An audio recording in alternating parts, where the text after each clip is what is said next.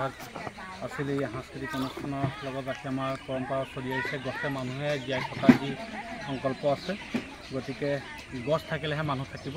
গতিকে সেয়েহে আমি এই গছ পুলি ৰোপণ কৰিবৰ কাৰণে আমি স্বামীয়া শ্যাম ডাঙৰীয়াক গছ বৃক্ষ ৰুবৰ কাৰণে অনুৰোধ জনাইছোঁ আৰু লগতে আমি সকলোৱে সহযোগ কৰি দিওঁ। ধন্যবাদ।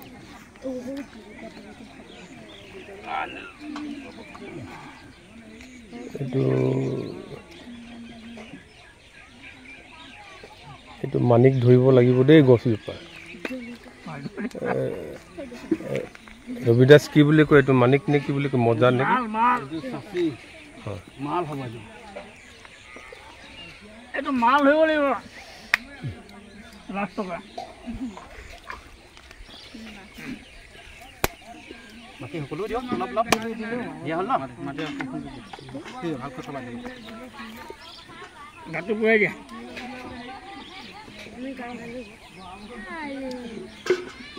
ছোৱালী বিয়ালৈ হৈ যাব। ছোৱালী বৰ বিয়ালৈ আমি গৈছোঁ দেই। ছোৱালী বিয়ালৈ হৈ যাব।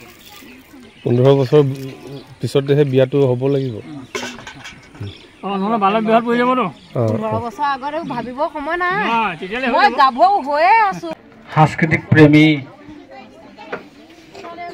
তথা মাজান দাস বা আমি চেংকলি বুলিও কোৱা হয়। গতিকে মাজান দাসৰ আজি যি এই বাসগৃহত নিজৰ গৃহতেই এই সাংস্কৃতিক অনুষ্ঠান ভাগি আয়োজন কৰিছে, আমি তেওঁক অশেষ ধন্যবাদ জনাইছোঁ। তেওঁৰ আগবাঢ়ি যোৱা যি সাংস্কৃতিক ক্ষেত্ৰখন আৰু আগবঢ়াই লৈ যাবৰ কাৰণে 24/3/2025 মঞ্চ উদ্বোধক প্ৰহ্লাদ মিলি, সঞ্চালক ৰাম ৰবিদাস মোৰ নামটো ৰাখিছে। মই ইয়াত কৃষ্ণ বৰাক আমি নামটো উল্লেখ কৰিছোঁ, গতিকে লগত কৃষ্ণমণি বৰাও থাকিব। আদৰণি ভাষণ ও সম্বৰ্ধনা আৰু চিনাকি পৰ্ব। শ্ৰদ্ধাৰ আজি দীঘলী মাজগাঁও সমূহ ৰাইজ আৰু আমন্ত্ৰিত কৰা বিশিষ্ট ব্যক্তিসকল, প্ৰথমে মই আপোনালোকৰ পৰিচয়টো দিব বিচাৰিছোঁ। আমাৰ গোলাঘাটৰ পৰা আমন্ত্ৰণ কৰি অনা শ্ৰীমতী মালবিকা বাইদেউ, এয়া আমাৰ গোলাঘাটৰ পৰা আমন্ত্ৰণ কৰি অনা শ্ৰীমতী মালবিকা বাইদেউ। তেওঁ এগৰাকী সাহিত্যিকৰ, তেওঁ লেখিকাৰ বঁটা পাবলৈ সক্ষম হৈছে।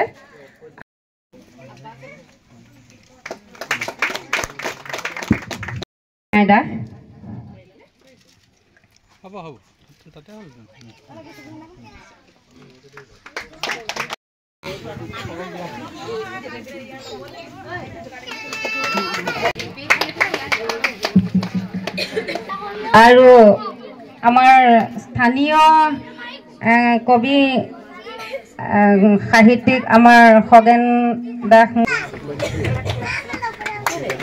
সকলোলৈকে ধন্যবাদ জ্ঞাপন কৰি মোৰ মাইক্ৰফোন। আমাক লাগে এখন সুস্থ সবল এখন সমাজ লাগে। আমাক লাগে এটা স্বচ্ছতাৰে যোৱা ৰাস্তা লাগে, য'ত থাকিব পাৰোঁ আমি একেলগে, য'ত যাব পাৰোঁ আমি একেলগে, য'ত থাকিব পাৰোঁ আমি একেলগে, য'ত যাব পাৰোঁ আমি একেলগে।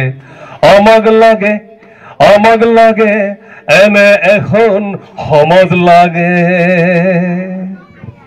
সঁচাকৈ আমি সকলোৱে যি একলগ হৈছোঁ, এয়ে হৈ গ'ল তোৰে মোৰে আলোকৰে যাত্ৰা। গতিকে এই যাত্ৰাত আমি সকলোৱে যাত্ৰী হৈ আগবাঢ়ি যোৱাৰ যি চেষ্টা, এই চেষ্টা সদায় অব্যাহত থাকিব বুলি মই আশা ৰাখিছোঁ।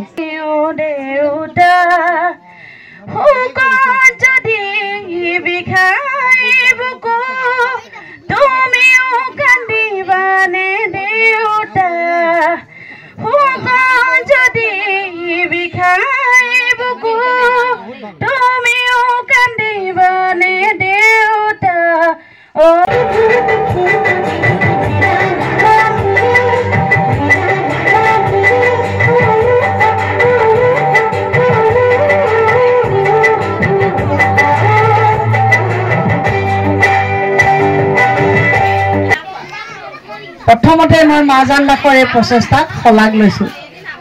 উঠি অহা প্ৰজন্মক তেওঁ এনেকৈ আগবঢ়াই লৈ যোৱাটো তেওঁৰ শলাগ বহুত ল'ব লাগিব আৰু আশা কৰিম অনাগত সময়ত এই অঞ্চলৰ ৰাইজ বিশেষকৈ অভিভাৱকসকলে তেওঁলোকৰ ল'ৰা ছোৱালীক গীত মাত কবিতা নৃত্য যিকোনো ক্ষেত্ৰতে খেল ধেমালিৰ পৰা আদি কৰি সকলো ক্ষেত্ৰতে আগবঢ়াই লৈ যাওক। এইখিনি আমাৰ একান্তই কাম্য।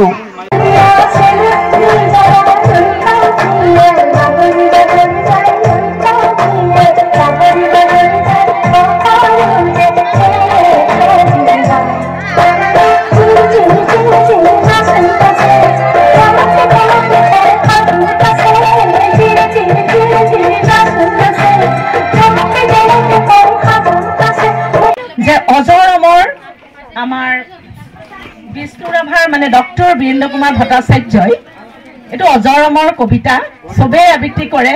মই সৰুতেও আবৃত্তি কৰিছিলোঁ। আজি মই ৬২ বছৰ বয়সতো সেই একেটা কবিতাকে গাম। ধৰিব পাৰিছেনে বাৰু কোনটো? গাম অলপ শুনিব। ডক্টৰ বীৰেন্দ্ৰ কুমাৰ ভট্টাচাৰ্য। বিষ্ণু ৰাভা এতিয়া কিমান ৰাতি, বিষ্ণু ৰাভা এতিয়া কিমান ৰাতি, তুমি হাৰে আছা, হাৰে আছো আমি, আৰু হাৰে আছে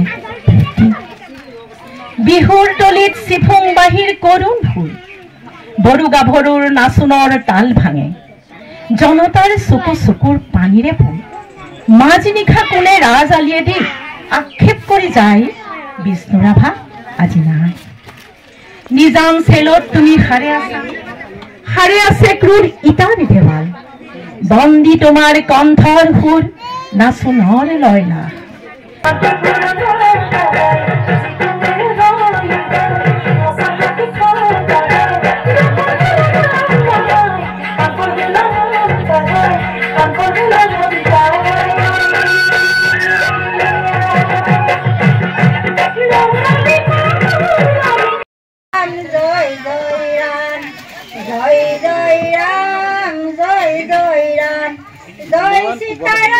কিন্তু এইবিলাক ছাত্ৰ ছাত্ৰীক ভাল লাগিছে। তেওঁলোক আহিব, আগবাঢ়ি যাওক। আপুনি মাতৃবিলাকে সদায় তেওঁলোকক আঙুলিত ধৰি শিকাওক। আজি শংকৰদেৱৰ কথা শিকাওক। আজি আপুনি প্ৰাৰ্থনাৰ কথা শিকাওক। আজি সন্তানটোক যেতিয়া প্ৰাৰ্থনা কৰিবলৈ শিকাব, আমিও গাইছিলোঁ নিচিনো তোমাক ক'ত আছা প্ৰভু আমি অতি সৰু বেয়া। আপুনি সন্ধিয়া লগা প্ৰাৰ্থনা কৰিবলৈ শিকাওক। কেতিয়াও আপোনাৰ সন্তান বেয়া নহয়। আধ্যাত্মিকতাৰ দিশত লৈ যাওক। আৰু মই বিবেকানন্দ মালবিকা বাইদেৱে কৈছে, বিবেকানন্দক আমি উঠিছোঁহে, কিন্তু তাতো বহুত শিকিছোঁ, শিকিবলগীয়া বহুতো আছে। আৰু এই ধৰণতে মই আৰু এটা কথা কৈ থওঁ, মই ইয়াতে ইমানেই ভাল পাইছোঁ। মই ভাবিছোঁ ২১ জুন সকলোৱে জানে এটা ইণ্টাৰনেশ্যনেল যোগা ডে। আমি যোগা কৰোঁ। ল'ৰা ছোৱালী যদি আপুনি সুস্থ কৰি ৰাখিবলৈ হয়, বৰ্তমান ছ'চিয়েল মিডিয়াত দেখি আছে ভাল ভাল ল'ৰা ছোৱালীয়ে কি কৰি আছে, ভাল ভাল ল'ৰা ছোৱালী, বহুত চোকা ল'ৰা ছোৱালী। কিন্তু আপোনাৰ সন্তানটোক শাৰীৰিক মানসিক আধ্যাত্মিক দিশত যদি সুস্থ কৰিবলৈ হয়, অকণমান তাহাঁতক এটা মানে প্লেটফৰ্ম দিয়ক, যাতে তাহাঁতি ঘৰতে শিকিব পাৰিব। অকণমান আধ্যাত্মিকতা দিয়ক, অকণমান শৰীৰ চৰ্চা দিয়ক। মানে ৰাস্তাই ঘাটে পৰি বেয়া আলোচনা কৰি বেয়া ভিডিঅ' চাই বেয়া বস্তু খাই আপুনি সন্তানটোক নষ্ট নকৰিব। আমি ২১ জুনত মই মাইজানক ধন্যবাদ জনাইছোঁ। আৰু তাইৰ ওচৰত মই আহিম, মই কণ্টেক্ট কৰিম, মালবিকা বাইদেউ আছে। আমি এটা যোগা দিৱসৰ দিনা ইয়াত কণ কণ শিশুসকলক আমি যোগা যিটো সূৰ্য নমস্কাৰ সকলোৱে অকণমান শিকিব। ইউটিউবত চালে আজিকালি শিকি লয়। আমি ইয়াত অকণমান দিম বুলি ভাবিছিলোঁ, কিন্তু তাৰ আগতে মই আহিম। আমাৰ প্ৰহ্লাদ দা আছে, আমাৰ শ্যাম দা আছে, প্ৰত্যেকজন আছে, আমাৰ খগেন দাদা আছে, আৰু এই বাইদেউহঁত আহিব। কাৰণ মই প্ৰত্যেককে কিন্তু চিনি নাপাওঁ, কিন্তু সকলোকে কৈছোঁ, সকলোকে সহযোগতহে আমি সকলোৰে হাতে হাত ধৰিহে আমি কিন্তু আগুৱাই যাব পাৰিম। তেওঁৰ সেই যি স্পৃহা, তেওঁৰ সমাজখনৰ প্ৰতি তেওঁৰ সেই সাংস্কৃতিক যিটো মন, সেই মনটোক আচলতে শলাগ লৈছোঁ। এনেকুৱা এটা অনুষ্ঠান কৰিব পৰাকৈ এই সততাখিনি, এই সাহসখিনি সকলোৰে নাথাকে। এই যে সাহসখিনি তেওঁ গোটাইছে, সেই ভগৱানে তেখেতক আশীৰ্বাদ দিছে আচলতে। আৰু তেওঁৰ এই যাত্ৰাটো মই প্ৰাৰ্থনা কৰিছোঁ ভগৱানৰ ওচৰতে, তেওঁৰ এই যাত্ৰাটো সদায় এনেদৰে অগ্ৰসৰ হওক। তেওঁ কাহানিও ৰৈ যে নাযায়, মই তাৰে কামনা কৰিছোঁ। বহুত কথা নকওঁ। মোৰ পৰিচয়টো দিবলৈ বুলি কৈছিল। মোৰ নামটো কৃষ্ণামণি বৰা। মই ইতিমধ্যে স্নাতকোত্তৰ ডিগ্ৰী সমাপ্ত কৰিছোঁ। তাৰ লগতে মই আবৃত্তি বিশাৰদৰ দ্বিতীয় বৰ্ষৰ ছাত্ৰী লগতে মই বৰ্তমান এটা নিউজ চেনেলতো কাম কৰি আছো সাংবাদিক হিচাপে গতিকে আজিৰ এই অনুষ্ঠানটোৰো এটা ভিডিঅ' মই প্ৰচাৰ কৰিম বুলি ভাবিছো খুব ধুনীয়া এটা অনুষ্ঠান এইটো যদি প্ৰচাৰ নকৰো হয়তো খুব এটা মানে ভুল হ'ব গতিকে সেইটো আপোনালোকৰ আগতে এনেদৰে ব্যক্ত কৰিলো গতিকে কবিতা আবৃত্তিৰ বিশাৰদৰ শিক্ষা লৈ আছো যদিও বহুত ধুনীয়াকৈ আবৃত্তি কৰিব পাৰো বুলিও নকওঁ তথাপিতো চেষ্টা কৰিছো নিজৰ কবিতা আবৃত্তি নকৰো মোৰ প্ৰিয় শিক্ষাগুৰু ডক্টৰ গীতিমণি হাতীমূৰীয়াৰ বাইদেউৰ এটি কবিতা পাঠ কৰিবলৈ আগবাঢ়িছো শিৰোনাম চহুৱা বুকুৰ অজলা সপোনটো চহুৱা বুকুৰ অজলা সপোনটো কঢ়িয়াই ফুৰোতে বিচাৰিছিলো গছ হ'বলৈ লতা হোৱাৰ বাসনা কোনো কালেই নাছিল সেই সহজ উপায় বিচৰা হলে আলাসতে বগোৱা বাই বঢ়ালোহেঁতেন সৌৱে বাৱে অনেকৰ চিঠি গছ হ'বৰ বাবে দেখিছিলো যি সপোন সেই সপোনৰ দৌৰত ছিগিছিল ভৰিৰ কেয়া আঙুলিৰ নখ হৰে হৰি তোৰাৰে জ্বলাব ইছাকি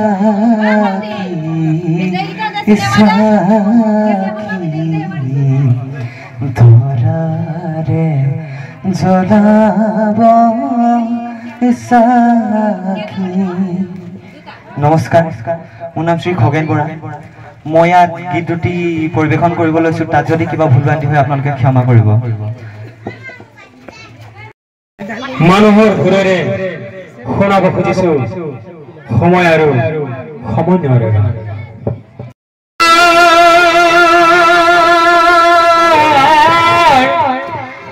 বিহুৰে উৰুকা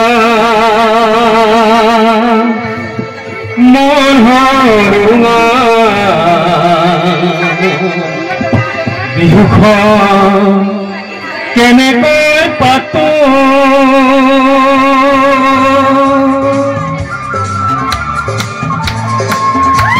সকলো সহযোগ কৰিলে ভাল লাগিব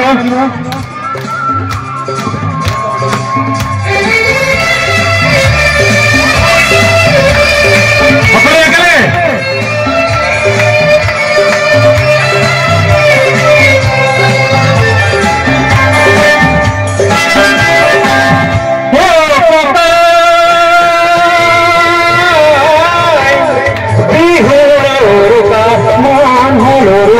বিহুখন কেনেকৈ পাতে এইবাৰ বিহু নহয় পৰবি এইখন গাঁও কুকুৰ ইয়াতে দেখো সপোন সপোন তুমি চাই ঘূৰি কাপোৰ ফুলৰ পাতত আজোন কাচোন এই গাঁও আপোন আপোন এই গাঁও কিছু আপোন এইখন গাঁও বুকু আপোন ঐ যান মন তোমাকে ঐ যান মন তোমাকে চেনেহ ধৰিব লাগিব ফুলৰ তলে খোৱা ঐ যান তোলে তোমাকে বিচাৰে মনে তোমাকে বিচাৰে অসমৰ ধুনীয়া অসমে মোৰ প্ৰাণ অসমে আইকত বলদ অসম আমাৰ ধুনীয়া অসমে মোৰ প্ৰাণ অসমে আইকত বলদ আকাশে বতাহে গৌৰৱে চিঞৰোৱা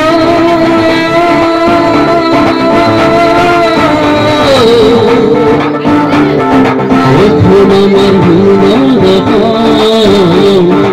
অসম আমাৰ হুনৰ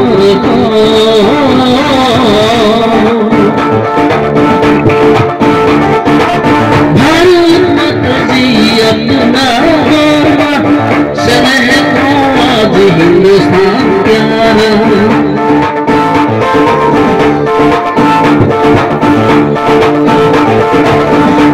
যত্ন কৰিবি সব ভাই ভাই মই হিন্দুস্তান নানা জাতি নানা ভাষা নানা ধর্ম যা কতপূর্ণ ভাগ্য বলে জন্ম ভারত